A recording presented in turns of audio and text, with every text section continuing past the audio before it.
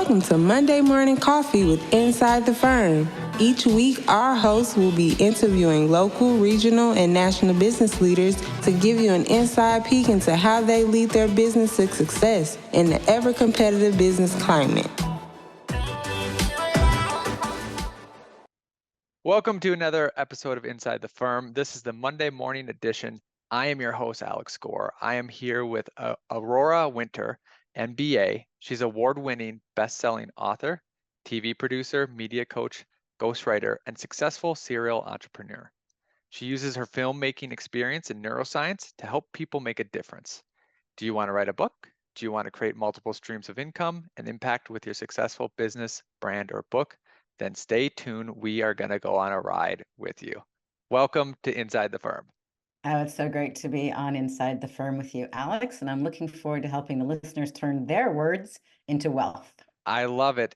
I was just reading another book, and I should have had it, and I think I have it right here. And this will relate to what you're talking about. It's called Same as Ever by Morgan Housel. And one of the chapters, so what he goes through is our world is changing extremely fast. Things are happening at a crazy pace. But the book is about things that will always stay the same. And one of the things that he says is that stories will always sell. Stories will always sell. Stories will always move the needle. Absolutely. I love that. Actually, I read that book, and it is a good reminder that even though technology is changing so quickly, I mean, even this morning I was playing with Notebook LM and Claude.ai, and there's like so much that's fantastic, but some things stay the same. And if we can lean into them, then we'll always come out ahead. One of the things that stays the same is that if we can solve problems at a profit, then everybody will be glad to do business with us. So focusing on solving problems at a profit. And what you just brought up, Alex, storytelling, or we might call it story selling. People remember stories. That should be your next book, Story Selling. Okay. It has a nice alliteration to it. It does have a nice alliteration. I like turn words into wealth, but story selling is pretty good. Yeah. Although I've written 10 books, I've got lots more to say on various topics. So yeah, people remember stories, repeat stories. It's stories that go viral, that catch our imagination. And stories are so evocative. And you can also use a story and then back it up with a statistic. So for example, I was intuitively noticed that stories are what have made me successful. I've launched multiple businesses, and many of them generated 7 figures, and they all were started from scratch. So I'm one of those die-hard entrepreneurs. I sold my first business for 6 figures when I was in my 20s. But what was in common between these businesses? I was in the film business. I raised $5 million, made 8 films. I was in the yacht sales business and boat rental business. So that was boats on the water. And I was in the coach training business, and now I help people publish and create what I call $1 million messages so that they can raise capital and change the world. What do all of these businesses had in common? Well, they all started from nothing, and most of them generated 7 figures. But it was the stories that I shared that drew people. And when you stand for something, like Alex, I love your company. Like you really stand for excellence. You stand for being extraordinary. You stand for the creativity code, your book, right? You're an invitation for people to be extraordinary, to be creative, and to create buildings that go around that. That's very engaging. So as each person listening to this could think about, what do you really care about? What are you a leader for? What could you stand for and be an invitation toward that is like a thought leader way, as opposed to just, buy my thing. And that can totally move the needle. Yeah. Let's use the Wayback Machine and go back to your filmmaking experience. What did you do there? What kind of lessons did you learn that, and how's that applying now? Oh, I love this. Well, I'm back in the film business now, but what happened? Okay, there's a couple of really great stories that changed my life and that can hopefully inspire the listeners. So I always wanted to be a writer since I was 9 years old. I was inspired by C.S. Lewis's The Narnia series. I remember at age 9 reaching down the last book in the Narnia series and simultaneously feeling a tingle of excitement because there was one more book, and also feeling, oh my gosh, there's only one more book. And in that moment, I realized that storytellers, writers, are wizards. With Yep. just ink on paper, we can transport me to another place in time that doesn't even exist, and we can make that real for them. And so I decided at age 9 that I would do everything I could to become a great writer like C.S. Lewis, and I'm still working on that. Anyway, fast forward Can when I I ask was, you a question just sure, because, or else yeah, I might forget? Have yeah, you read, not watched, have you read The Hunger Games? no. I Okay. started reading The Hunger Games. I've watched them. What do you like about The Hunger Games? So my wife read them all and she said she Mhm. loved them and it's deeper. All books are deeper. All books are deeper, yeah. And okay, there's one spoiler. So spoiler alert to the audience, but I won't say it if you don't like spoilers. It's not a big Oh, no, spoiler. no. Give it to me. It makes me want to read the books even more. So Mhm. anyways, everyone has watched the movies, knows what happens, right? Yeah, But in the book, the last line of it, Katniss, that's her name, I think. yeah. She's um, talking to her daughter at night or whatever, and or son, I don't know what it is. And all of a sudden they were talking about, oh, playing the game, and then the kid said something like, oh, this is scary or something like that. And then she's like, no worries. I'm butchering it, but the point will be made. Like, this is not, I'm butchering, my wife will kill me, right? And the last line is, well, there's worse games that can be played Mm, because the Hunger Games, like, and yeah. they were probably playing, I don't know, tic tac, tackle football or something, Yeah. there's worse I game. get chills. I get Yeah. chills. Like most books are better than the movies. And I think most authors, I certainly do, we try to incorporate profound messages into a fun, entertaining, action-oriented movie or book. Like my fantasy series, Magic Mystery Multiverse, Yep. the third book in this series is just about to come out on Kickstarter. Oh, But awesome. the first book won the Reader's Choice Award Best Book for Teens, and BBC is interested in turning it into a TV series. So that's Yeah. very cool, and that's happening right now. But do you want me to still go back and talk about Yes, film? I do. I was Okay. just gonna, yep, I was gonna get you back there. Yeah, and I love the Hunger Games, and I think that that's a very compelling story. And I think all stories can be an invitation for us to live our best lives, for us to be heroes, because you only have one life to live, so you can't make all of the mistakes. But by reading fiction, you can experience the invitation to be a hero or the sinister call of being a villain. And by reading a book, you can decide which way to go, and hopefully you choose the light.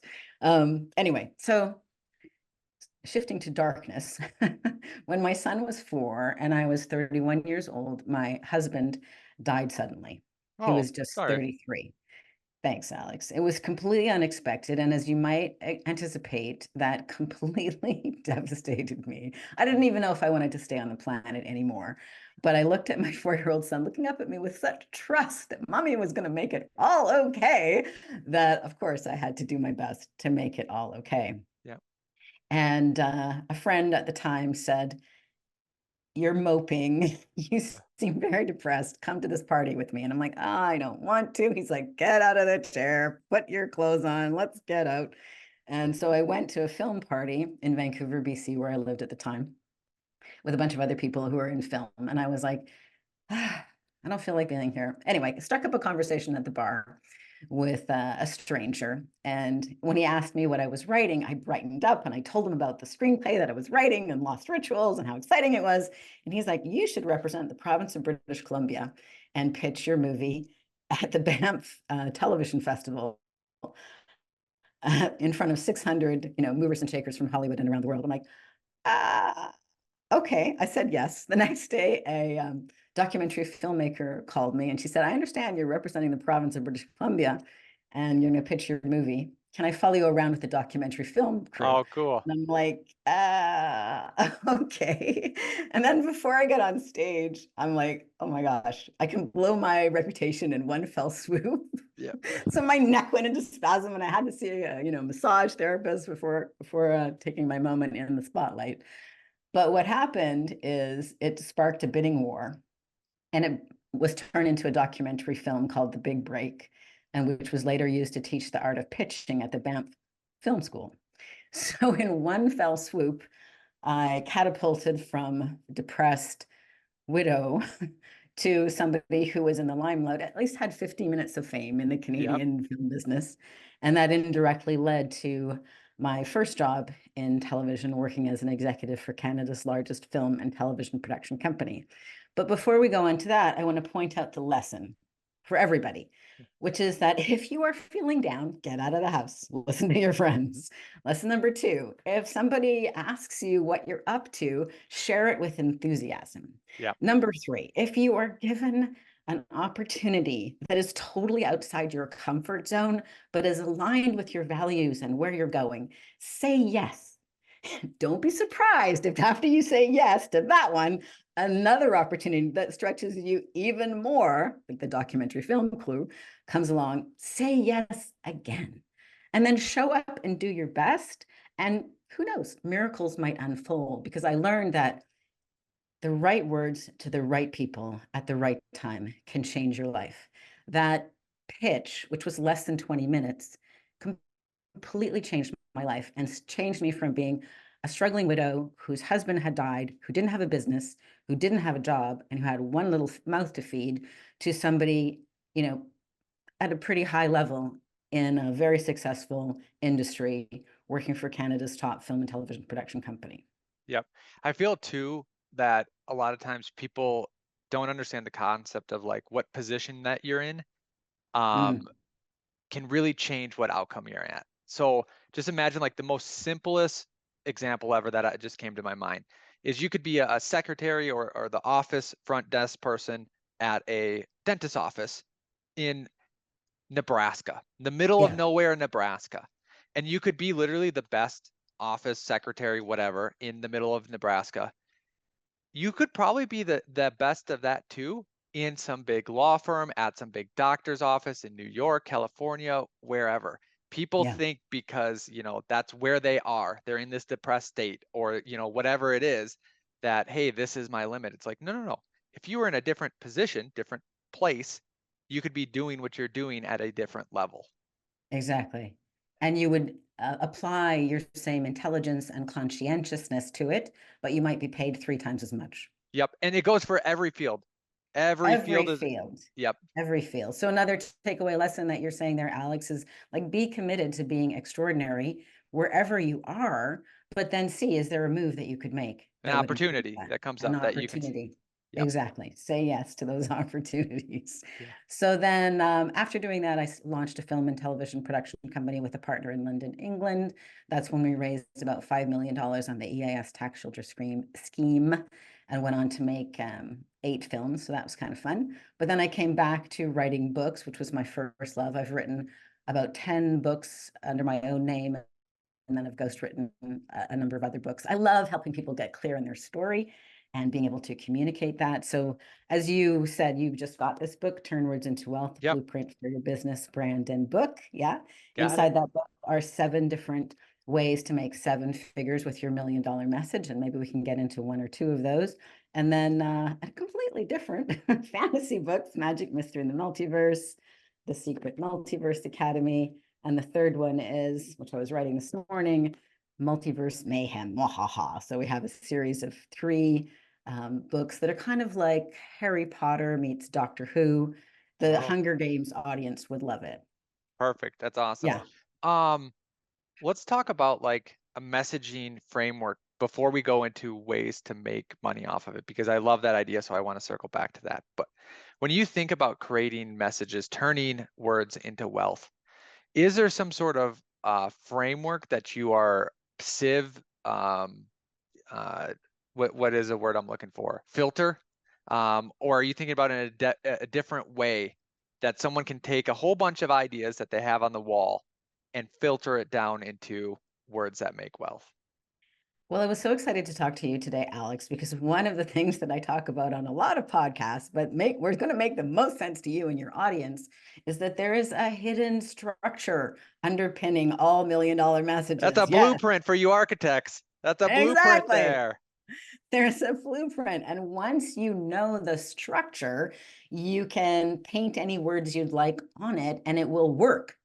So many people just think they don't see that there is a structure behind good communication because they haven't studied it, or maybe their brains are not oriented that way. But you can look at a house and you can see, okay, it needs a foundation. If there's no foundation, the house will wash away in the first rain if it's on sand, right? So there needs to be a foundation. There needs to be 4 walls at least. There needs to be a roof. It needs to have engineering structure so that the roof doesn't crush the walls. And, wouldn't be bad if you remember to put the plumbing in and a toilet and a kitchen Yeah. and have a front door and have windows and stuff. But you can think of a house and understand if you meet those minimum criteria, the house will stand. We can get more complex and do an apartment complex and Yep. a mansion, a castle, whatever, but there's a structure. So the difference in the structure between a house and an apartment building and a castle is not as big as the difference between you look at them. And it's the same with words. So in my book, Turn Words into Wealth, I've done my best to show people, and there's a couple I could teach because they're quite short, to show people a structure that they can hang almost any content on and it will work. Yeah. So I Let's love go to over a do couple this. of those. Yeah, Let's I love to do this because it's not such a big mystery what words work. Okay, I will share 2 things that will make sense in brief. And then if people want more, they can read Turn Words into Wealth. So one of the structures you already hinted at with your reference to the Hunger Games. So as a screenwriter, as a storyteller, but I am familiar with, but as a movie watcher or a book reader, you are also familiar with, and the audience is also familiar with, which is the hero's journey. Mhm. So in the Hunger Games, Katniss, the hero, has a heroic and harrowing journey. She has something at stake. She volunteers in order to save her little sister from certain death. And then she faces all kinds of horrible challenges. The story would not work without the challenges. Mhm. There have to be challenges. The hero's journey is the word hero. Heroes confront challenges. Heroes slay dragons. And then there is a turning point, which is akin to discovering the Holy Grail. And then the hero comes back triumphant. So in the classical structure, which you could read about if you're a big fan of reading this kind of thing, the mythic structure, Joseph Campbell's got a book, Hero with a Thousand Faces. But you understand this, most of us understand this simply from watching any movies. There's a challenge. Harry Potter, his parents are dead. He's living a miserable life with his aunt and uncle. He thinks he's an ordinary miserable boy, with hand down clothes from his really plump cousin. Yep. And then the call to adventure comes, and the first call to adventure is he's invited to Hogwarts, school for witches and wizards. So that's the call to adventure. That's a structural element. And then he has mishaps getting there. How can he get through? How can he walk into, what is it, 9 3/4 or something at Yep. the train station? And then he has various adventures. He meets mentors and friends, and he meets people who are enemies. These are all structural elements. They're in every hero's journey. And then he triumphs at the end. And because it's a hero, his triumph also blesses other people. Okay, so taking that structure, tell the story of how you helped one of your clients. So the client was dealing with all of these problems, like Harry Potter. He was in dirty clothes that didn't fit. He was dealing with his version of the aunt and uncle who hated him. He was dealing with his version of he didn't know that he was actually an amazing being inside. He thought he was a loser. And then what is the call to adventure? Maybe the call to adventure is he met you, Alex. And all of a sudden there was an opportunity to go to Hogwarts, or your version of that. And then you can tell the story of, you just need 3 challenges. You don't need to write a whole movie. Three Yep. challenges the client was dealing with, the turning point, the holy grail, the is you solve these problems, and then the client's life is forever changed in whatever his beautiful home with his happy family, Yep. thanks to Alex and his team. So deeply understanding the components of the hero's journey, which we all have in our hearts and minds, but then structure your story of how you started your business, how you helped a client, how you overcame a challenge that may be one of your stories that you tell when you're answering frequently asked questions. That story will stick with people. They will remember it. They will remember you. And here's the best part. They will probably repeat it to others. Yeah. I have a question, and it came from the two examples that you gave, Harry Potter and Hunger Games. And I'm making this up on the fly, so if it is nowhere, then you'd be like, no, that doesn't really apply. Or if it's something that you think is in the structure, well, let me know. So one of the things with these heroes is that they're basically no ones to begin with, right? And if people follow some other story brand, they talk about how there needs to be a guide like Yoda and stuff like that. But then also, it seems like Katniss, and let's just use Harry Potter, let's stick on that. They develop something like within themselves, some skill set. You know, Katniss with her bow and then her love for protection, right? Protecting Peter, protecting her sister and stuff like that. And that's kind of like the secret sauce that kind of helps. Harry Potter has this, and it actually works well because it connects to his downfall. His major problem was Voldemort got him on the head or nicked him. His mom saved him, and now he has this power that he didn't know. So what I'm trying to parse out here is a connection to when you tell the problems and you tell the story that you're helping them. Could you somehow mix like, here's something unique, you know, the bow and arrow, the, you know, like something unique about us that allows us to solve this. Oh, And then that, absolutely. yeah, Oh, absolutely. You want to work in your secret sauce without giving them the secret sauce recipe. yep, To mix metaphors, alluding to Kentucky Fried Chicken there, when they keep their secret, recipe under lock and key, apparently. yeah, So in a movie or in a book, I'm always working to invite people to notice that latent within them is a hero who has wonderful qualities, even though he or she may have dealt with hard times. If you are selling or enrolling a new client to get your services, you might want to point out your special skill with a bow and arrow, or you might want to point out the challenges and adversities that you have faced in the past that's given you this scar, but that has also given you the ability to communicate with snakes. I mean, yep, all of us, not all of us, in business, so many people hide the transformative experiences that have shaped the amazing person that they have become. And they only talk about their expertise. They only talk about their successes, and they bury, how their heart was broken in a divorce, how their father died when they were 4, how they went bankrupt twice. But when we also share our humanity, once we've come through it, once we've transcended it, once we have alchemized that into wisdom, then we stand as both the hero and a real human being that people can relate to. Because then they can say, for example, using me as an example, well, Aurora overcame the death of her husband. Maybe I can overcome the death of my husband, or the death of my business, or the death of my marriage with my divorce. If I only said, I did this and this and this fabulous thing, they'd yeah. be If you like, only said, I showed up to a party and I told my, you know, like that yeah, doesn't tell the story. That's not, yeah, right. So the hero's journey has a lot of challenges in it, and it has dead ends, things that don't work.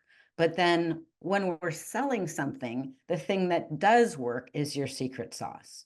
So in this hypothetical example, maybe you dealt with a client, he read your book, he was amazed, he was drawn to you, but maybe before he came to you and your team, he had this bad experience and this other bad experience, and he tried to solve it this other way, and none of those things worked. But when he came to you and your team, because of your secret sauce, because of your ability with the bow and arrow, Yep. you were able to easily solve his problem. And the result is it changed his life and his family's life, and that. So does that make sense?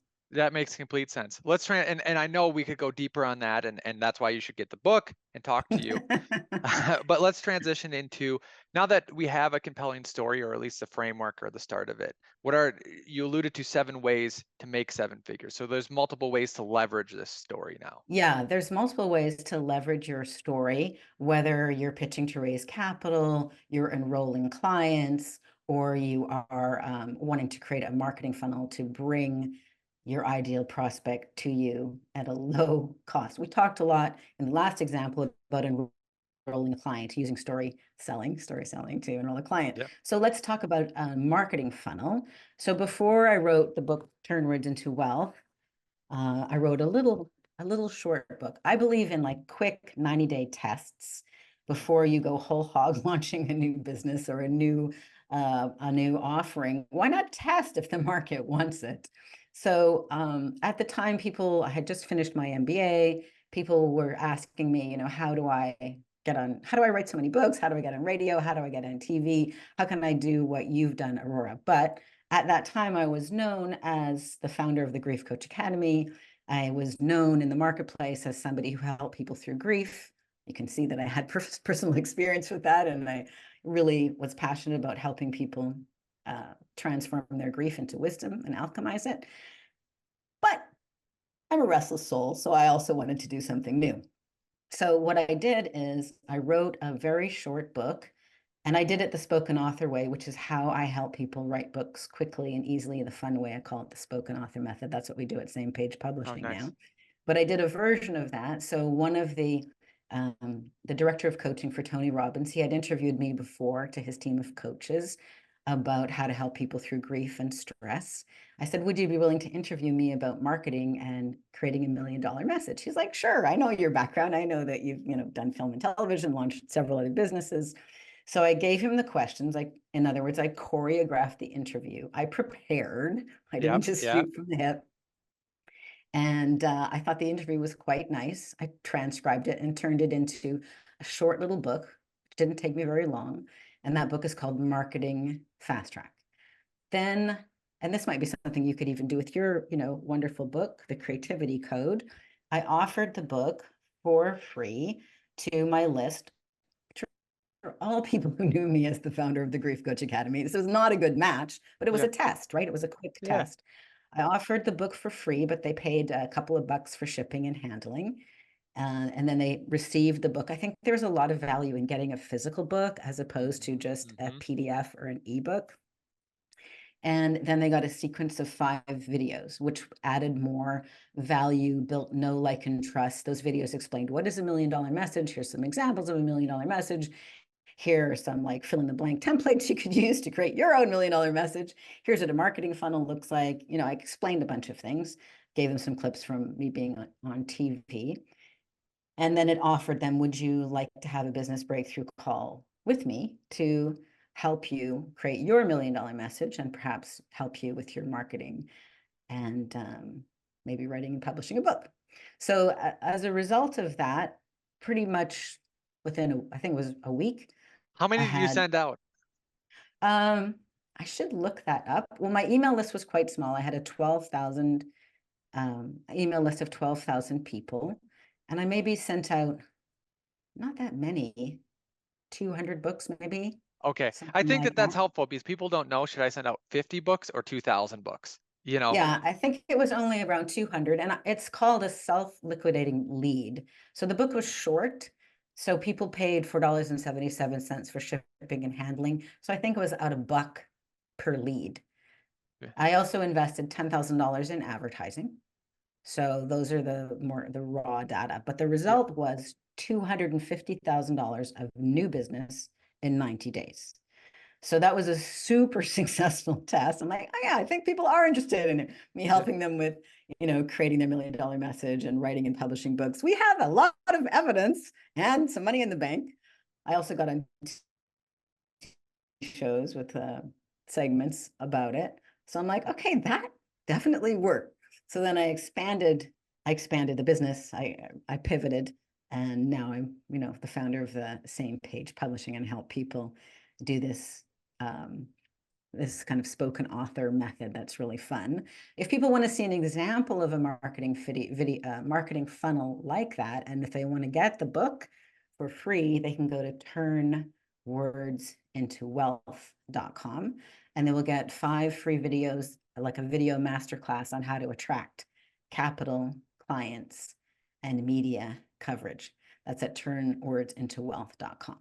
But for example, for you, Alex, with your, I haven't read it, but I started reading it. The Creativity Code looks like a lovely book.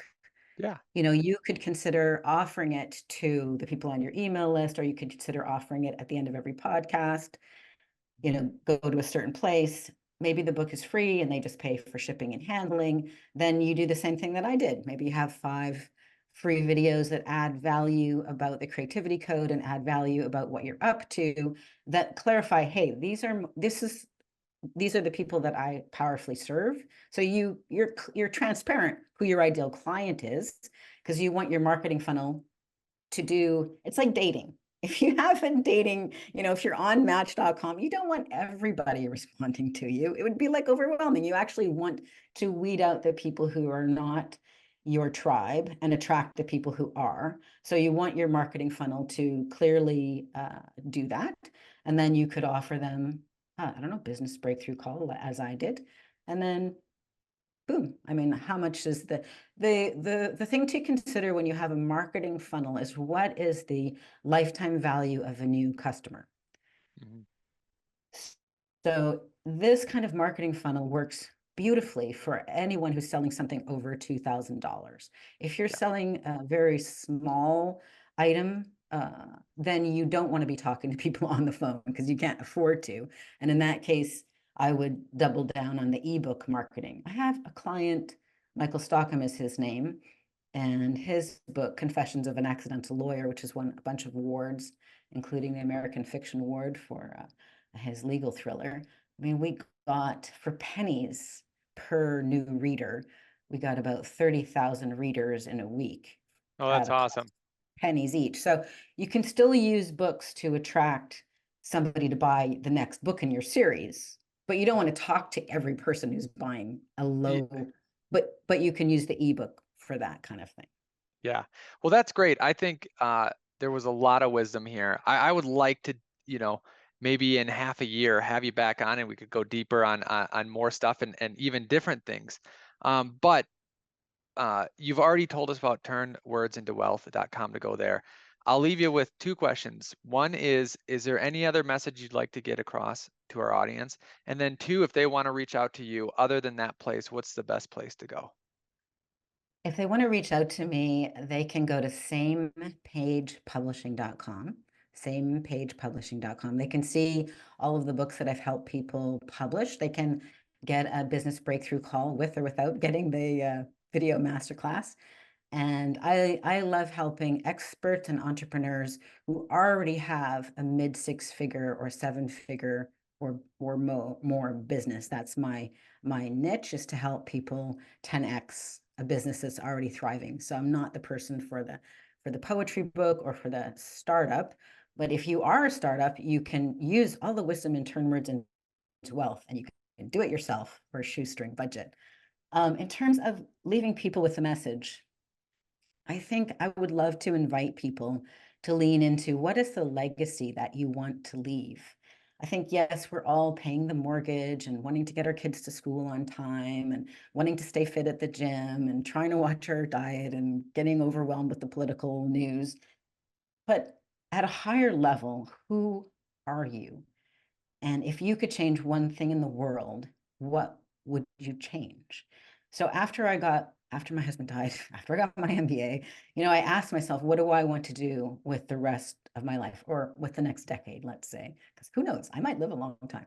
And I thought, with my life experience, with my passion for communication, with my interest in helping people, with my love of getting the gold in people's story and helping them release the baggage, what would be the best use of a person like that? So I read Buckminster Fuller, who is all Oh about, yeah, architect. There you go. another architect. And he was all Yep, about Spaceship what, Earth. Spaceship Earth, like what could one person do that would change the world? So I thought, given who I am and my passion and my expertise, what I can do to help change Spaceship Earth and to make the world better is to help people who are already up to something, who are already on the path of making the world a better place, to help them get their message more clear, more defined, more comfortable in their skin, and help them 10x their business and their impact. So that's the legacy that I am working on leaving. It's a great, great legacy. Thank you for coming. It was amazing talking to you. Likewise. Thanks, Alex.